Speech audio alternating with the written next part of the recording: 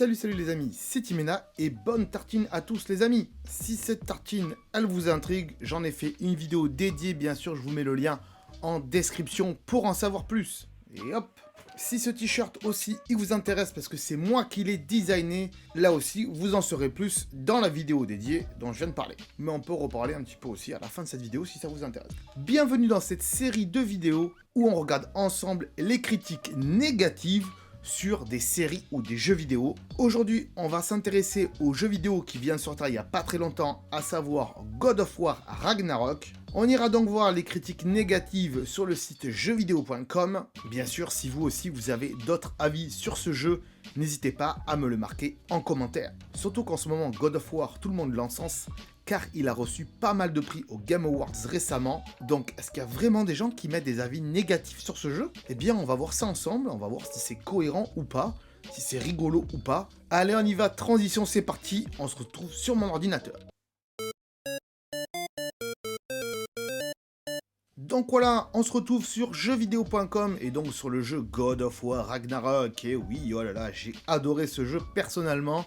Je l'ai fait sur PS5 et je l'ai quasiment terminé. Il me reste 2 boss à finir, mais c'est les plus durs, on est bien d'accord. Et même avec les techniques que tous les youtubeurs vous font, c'est quand même assez dur, hein, faut le dire. Et donc on voit quand même qu'il y a pas mal de notes positives, hein, il y a 160 commentaires actuellement sur le jeu, sur le site jeuxvideo.com. Et donc il est quand même encensé. Et il y a très peu de commentaires négatifs, mais il y en a quand même 18. On va pas lire les 18, on est bien d'accord, mais quelques-uns assez sympas. On va voir, c'est parti. Donc on va lire le premier commentaire de Spymax. Hein, voilà. Il dit la chose suivante. Essayez et revendu 10 minutes après. Donc lui, il a acheté le jeu 70-80 balles. Et il a revendu 10 minutes après. Donc il a pas joué au jeu en fait. Il a même pas testé du tout en fait. Ça lui plaît pas en fait. Et donc, qu'est-ce qu'il dit pour se justifier? Même chose que les anciens. Non, c'est pas que les anciens, c'est que le précédent. Parce que les anciens, c'est les God of War, mais c'est pas du tout, la même mécanique de jeu. Si c'est pour recommencer 4 fois le même jeu, je passe mon tour. Pourquoi 4 fois le même jeu? Je comprends pas. Il dit n'importe quoi, là. Des fois, au vu de la polémique de Sony, et au vu des exclus baisse en qualité, je me demande si je vais pas passer chez la concurrence qui, financièrement et qualitativement, me divertirait mieux. Bon, là, il est pas cohérent du tout, c'est juste qu'il aime pas God of War, parce qu'il dit 4 fois, il n'y a pas eu 4 jeux God of War, enfin, il y en a eu beaucoup plus, déjà, pour commencer, et surtout, là, ce God of War, là, Ragnarok, il n'y en a eu qu'un de jeux de la même veine avant, et donc c'est la même mécanique de jeu, puisque c'est une suite. Donc on aime ou on n'aime pas, et si t'as pas aimé le premier, bien sûr tu vas pas aimer le deuxième, voilà. Mais les anciens God of War, c'est pas du tout les mêmes mécaniques de jeu, et ça raconte pas du tout la même histoire. Donc, c'est pas très cohérent ce qu'il dit, en tout cas, c'est juste, il écrit juste ça pour dire que, bah, au final, il aime pas PlayStation, il préfère peut-être la concurrence comme Microsoft avec Xbox, ou peut-être qu'il préfère les jeux de Switch, hein, peut-être qu'il préfère un petit Zelda ou un petit Mario, hein. Bon, moi aussi j'aime bien, mais bon, c'est à lui de voir, hein, je sais pas. On va lire le deuxième commentaire qui m'a l'air assez sucré-salé aussi, hein. Donc le commentaire de Magem Warflexil. T'as pas trouvé mieux comme nom, sans déconner? Bref, peu importe. Vraiment une suite déplorable. 80 € pour ça. Alors oui, quand on est déçu d'un jeu, on dit toujours « Waouh, j'ai dépensé autant pour cette merde !» Hein, grosso modo, c'est ça qu'on dit, désolé pour les gros mots. Ça me donne la gerbe. Du Marvel Echo Plus, du multicolore, un Kratos moderne qui ne va pas du tout avec son ancienne personnalité. Une honte. Donc on voit que lui, il a plutôt aimé les anciens God of War. Hein. En même temps, s'il n'avait pas aimé le premier God of War avec son fils là, bah, c'est sûr que le 2 il va pas aimer. Voilà, je dis ça, je dis rien, encore une fois. Donc les enfants, avant de faire ce God of War là, si vous n'êtes pas sûr, ne mettez pas 80 € dedans. Faites l'ancien God of War avec son fils. Jouez un peu, vous le payerez moins cher en occasion, et au moins, vous saurez si vous allez aimer cette suite-là, donc à savoir Ragnarok. On passe à la suite. Et celui de Coin Pump est assez intéressant. La nouveauté dans le gameplay est quasiment inexistante. En même temps, c'est normal, c'est une suite et le gameplay c'est le même. C'est le même moteur de jeu, c'est la même mécanique de jeu, donc c'est normal que ça change pas grand chose dans le gameplay. À part que sans spoiler, vers la fin du jeu, vous avez quand même 3 armes alors qu'avant t'en avais que 2. Et oui, je fais 3 et 2. Hein, c'est bon. Level design color daté de 15 ans. Je suis pas d'accord avec toi, mais c'est le même moteur que l'ancien, donc c'est les mêmes couleurs et tout. Et honnêtement, moi ça me choque pas, il est quand même joli ce God of War. BO fade et générique, donc il a pas aimé les musiques. En même temps, c'est vrai que la musique dans God of War, j'ai pas trouvé ça hyper satisfaisant. C'est sûr que Horizon Zero Dawn à côté et Horizon Forbidden West, il y a de meilleures musiques, je trouve. Mais bon, je vous passe 2-3 critiques, et là il marque le chara design des persos qui est d'une nullité déconcertante. Bah, je sais pas à quel jeu t'as joué dans ta vie, parce que le chara design des personnages de Resident Evil, il est à chier, on est bien d'accord. Là, je suis désolé, mais dans God of War, les personnages, quand tu les as de dos, surtout Kratos, ils sont beaux, quoi. Il est beau à regarder, il y a Mimir derrière, il parle et tout, c'est animé. Franchement, je comprends pas. Alors oui, il y a des petits bugs des fois de collision, et encore, c'est pas le pire du jeu vidéo en termes de chara design des persos. Franchement, ils sont beaux quand même, les persos. Donc cette critique-là, je la comprends pas du tout. Si vous avez des critiques constructives à ce sujet, marquez-le dans les commentaires en tout cas. Il marque également la quantité astronomique de cinématiques et dialogues qui rend le tout limite film interactif. Alors, oui et non. Quand c'est dans l'histoire, bah, c'est normal que t'aies des cinématiques et tout, donc c'est plutôt pas mal, et il n'y en a pas autant que ça. Maintenant, moi, ce qui m'a gonflé, c'est que certaines cinématiques, on peut pas les passer, en fait. Je pense aux cinématiques où Kratos parle avec sa femme dans les rêves. Ben, en fait, tu peux pas les passer. Et du coup, quand t'as déjà fait cette scène et que t'as sauvegardé, que tu reviens, tu charges une partie et tu dois te retaper de cette cinématique, tu peux pas la passer. Ça, c'est vraiment très dommage. Mais bon, il y a des améliorations à faire dans le jeu, mais quand même, ça reste quand même un très beau jeu selon moi. Et quand on voit le nombre de critiques positives qu'il y a, voilà, les critiques négatives en général, c'est pas très justifié, à part que les gens, ils ont pas juste aimé le jeu en fait, et que ça leur correspond pas. Ils l'ont acheté parce que tout le monde leur a dit ouais, c'est un super jeu, mais eux, ils aiment pas ça.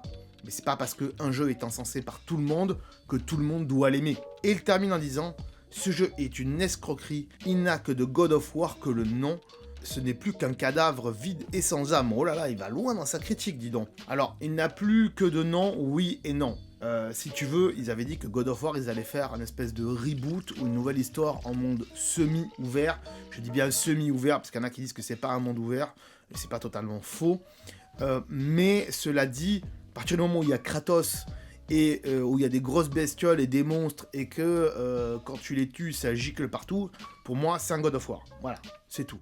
C'est pas la même mécanique de jeu que les anciens God of War que les gens ont connus, mais selon moi ça reste du God of War. Et de toute façon les prochains God of War qu'ils vont faire, ça va être quasiment la même chose, puisqu'ils vont aller dans différentes mythologies apparemment, et ça devrait être plutôt pas mal, on l'espère en tout cas. Mais quand on voit le succès que ça a eu, cette première version, cette deuxième version avec Ragnarok, honnêtement, ils vont pas s'arrêter là, peu importe les petites critiques mauvaises qu'il y a. Alors lui, il est sympa aussi parce qu'il marque de la merde à l'état pur, un scénario infecté par l'agenda progressiste, ça veut rien dire du tout, une jouabilité pompée sur le premier volet, une fin atroce, je suis pas d'accord avec ça. Qu'est-ce que vous avez foutu, bordel, scandaleux. Alors, je suis pas d'accord sur le point de une jouabilité pompée sur le premier volet. C'est une suite du premier volet. Tu vas pas révolutionner, tu vas pas changer toute la jouabilité d'un jeu parce que c'est une suite. Normalement, tu laisses comme ça.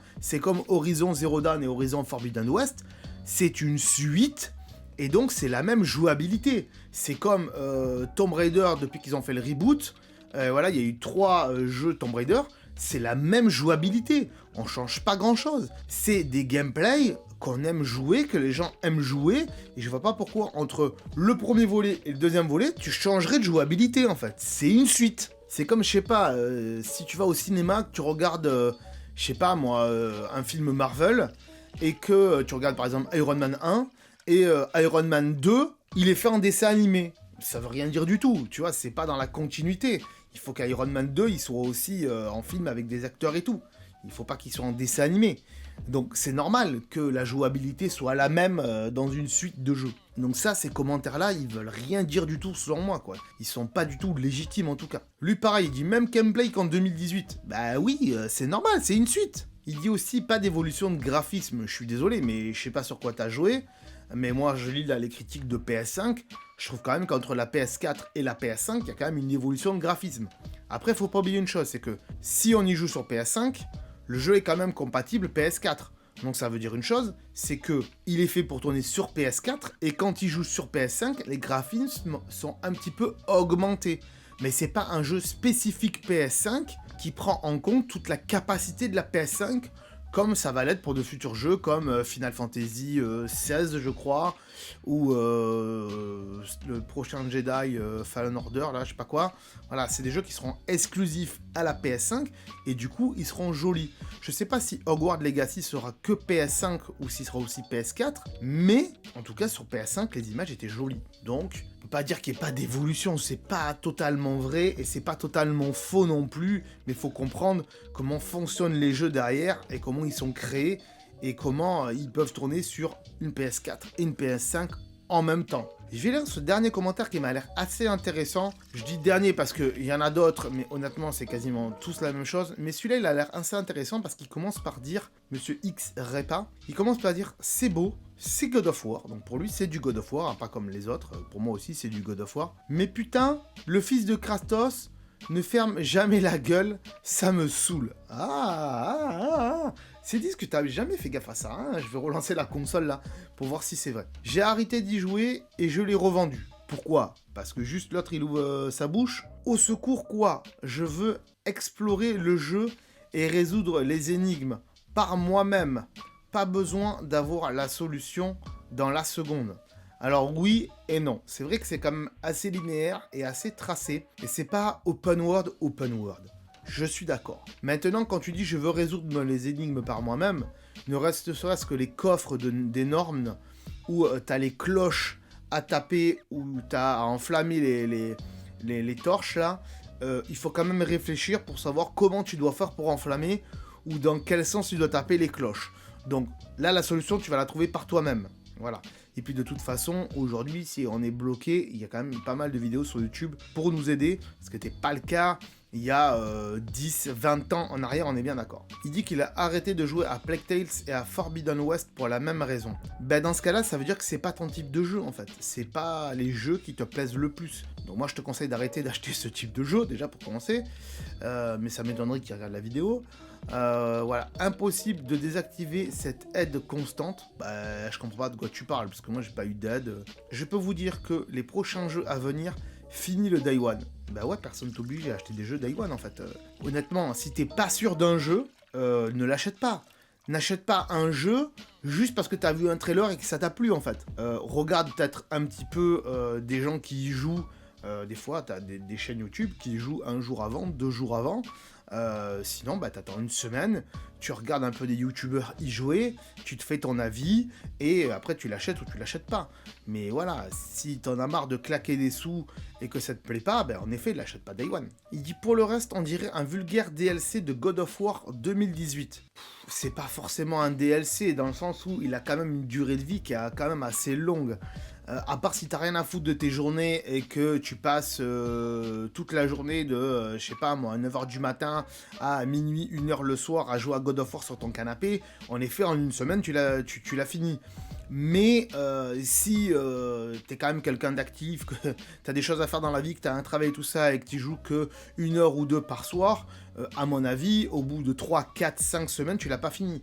Moi, perso, je l'ai fini en 2-3 semaines, mais je connais des gens qui y jouent moins que moi, et qui, au bout de 5 semaines, l'ont toujours pas fini. Mais ils sont quand même vers la fin, mais ils l'ont toujours pas fini. Il dit aussi qu'il n'y a pas d'évolution et qu'il a attendu 5 ans pour ça et que ça vaut pas son prix. Alors, je pourrais répondre à ça par le fait que, en fait, c'est les choses qui marchent en fait. Le premier volet avait bien marché, il s'était bien vendu. Pourquoi tu veux qu'il change la sauce?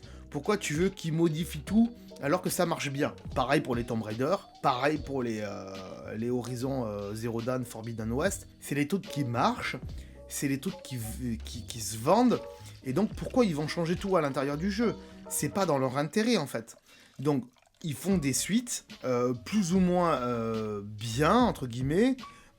Moi, j'ai trouvé, par exemple, sur Horizon, que Forbidden West était un petit peu moins bien que Zero Dawn en termes de scénario, mais en termes de map et de jouabilité, c'est très très bien. Maintenant, pour ce God of War, bizarrement, j'ai préféré Ragnarok que le premier volet, tout simplement parce que je trouve qu'il y a plus de choses à faire dans le jeu et que il y a plus en termes de map, voilà. Mais sinon, si ça vous fait pas envie à la base, pourquoi vous l'achetez en fait? Si vous avez un doute sur le jeu, ne l'achetez pas, ne l'achetez pas.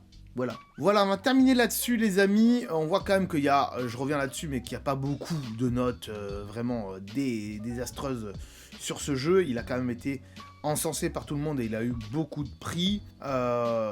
Et franchement, le travail qui a été fait sur les personnages, notamment Kratos, en termes de chara-design, je reviens là-dessus, c'est vraiment magnifique. Ce personnage est très beau. La barbe de Kratos est magnifique. Après, l'histoire en elle-même, avec Odin, avec Thor, c'est bien sans être bien, parce que on s'attendait à voir Thor, vu qu'on avait déjà la hache qui revient vers toi, donc on se dit, bah où est le marteau? Donc voilà, c'est normal qu'ils mettent Thor. Par contre, le chara-design de Thor, on s'attendait pas à avoir un Thor dégueulasse, gros, bedonnant, et qui boit de la bière toute la journée. On est plutôt habitué au Thor de Marvel, qu'on voit au Cinoche, et ça fait un peu bizarre, mais peut-être qu'ils ont fait exprès. Pour Odin, moi, ça peut passer, c'est pas trop mal ficelé. Un personnage qui m'a plu aussi, il y a Hunger Boda qui m'a plu, même si le nom me plaît pas des masses, mais après, c'est dans la mythologie, c'est comme ça, ils vont pas changer les noms. Et la fille de Thor aussi m'a plu aussi, elle est pas mal.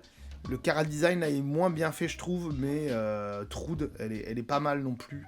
J'aime bien, j'espère qu'on la reverra s'ils font une suite ou un DLC, j'espère qu'on la reverra en tout cas, parce que c'était plutôt pas mal. Voilà les amis pour cette petite série de critiques négatives, j'espère que ça vous aura plu, si c'est le cas n'hésitez pas à mettre un petit pouce bleu, bien sûr comme d'habitude. Si vous avez des questions, si vous avez des commentaires, si vous avez un avis sur God of War, si vous avez aimé, pas aimé God of War Ragnarok, marquez-moi-le également dans les commentaires, je serai ravi de vous lire et de voir ce que vous en pensez. Si bien sûr ce t-shirt vous intéresse, il est disponible sur ma boutique Redbubble, le lien est en description. J'ai refait un petit peu les designs, il n'y a pas que du blanc les amis, il y a d'autres couleurs très sympas, il y a du bois, voilà, il y a de la neige.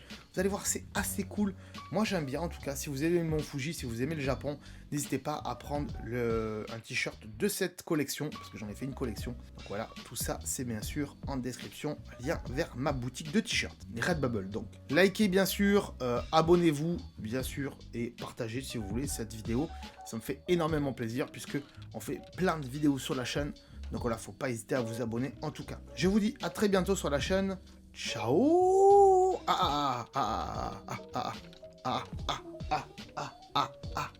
La tartine. N'oubliez pas la tartine. Lien en description.